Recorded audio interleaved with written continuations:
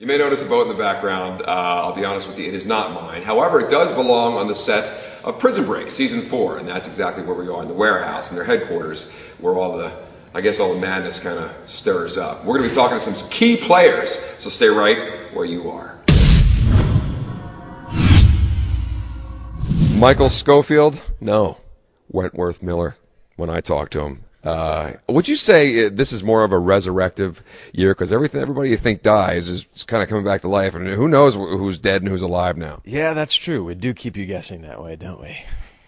And it's funny because Michael kind of gets what he wants, but not the way he wants it. Obviously, the only thing, it's so funny, the only thing he wants is love. I mean, all the crap he's been through, all the tattoos and all the break-ins, he wants a girlfriend.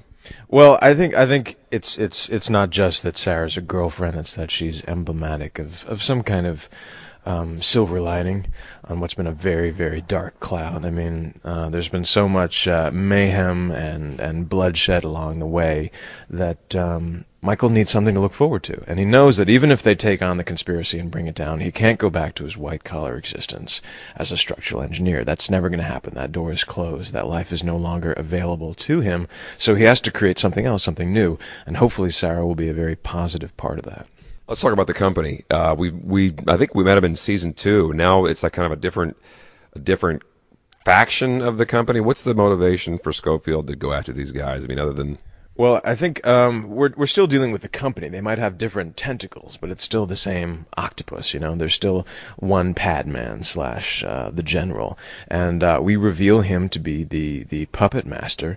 And I think then their objective becomes clear. Up until this point, we've had deadly adversaries galore, Gretchen B. and Agent Kellerman, the President of the United States, but all these people were puppets. We need to go after the person who's pulling the strings.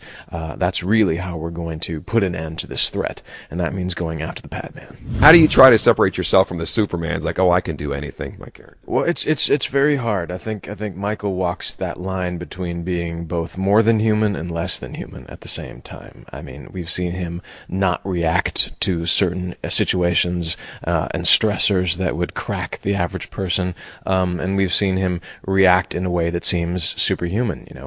That first episode, Season 1, he gets his toes cut off, and I thought, God, does this mean I have to limp for the next 4 or 5 seasons? Knowing what would be required, knowing the physical demands of this role, knowing that there would be car crashes and sprints and climbing over walls and all that sort of stuff, I didn't think I'd really be able to realistically negotiate Michael with a limp. So I had the character simply choose not to limp, choose not to walk across the prison yard like a wounded gazelle on the Serengeti. And it was unbelievable. And yet within this universe that we've created, which is a little bit fantastic, which is a little bit comic book, I feel like we got away with it. At the same time, I have to remind myself and the audience that he is still human. He is still vulnerable. He is still very capable of loss, because once these characters stop being recognizable human beings, we've lost our audience. We learned something about, later on in the series, we learned something about Michael's parents. Dad used to be doing pretty much what you guys are doing now. Right. Dad set this whole thing in motion, which is really interesting and kind of beautifully symbolic, because the dad abandoned the boys. Michael wound up in foster care, wound up being abused by a surrogate father, locked away in the storage room where he developed his kind of, sensory perception, his superhuman abilities, without which he would not be able to one day spring his brother out of prison, who would not have gone to prison had their father not been a part of the company. We couldn't have written that one better. That was absolutely perfect. I know Wentworth sounds a lot like Michael, but what other kind of characteristics do you guys have? We're both, I think, very loyal people. We take a lot of pride in being thorough and paying attention to detail. We both have a respect for organization and discipline. And I think Michael, like myself, is also someone who's not afraid to do what he has to do, even if it's going to make him a little unpopular. He's not entirely sympathetic.